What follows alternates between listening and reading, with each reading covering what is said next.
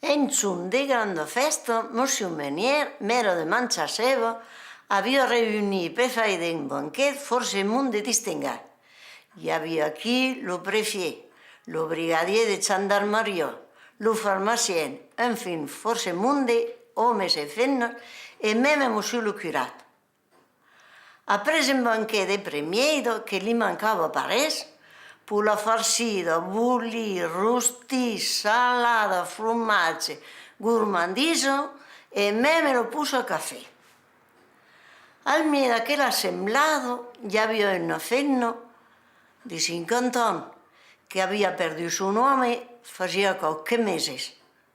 Un gendarme de fenna que guilava più fort que totes e que s'amusava a escandalitzar aquell pauvre monsieur le curé.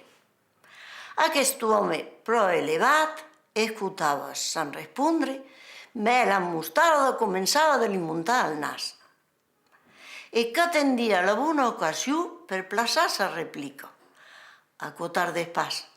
Aquella fenna s'assevira de son costat e li demanda amb un tupè de pillarota: «Dias, monsieur le curé, vos que s'explora amb el bon Dios e que sabes tot ce que se passa dins d'aquest món, podria me dire on se troba el meu home?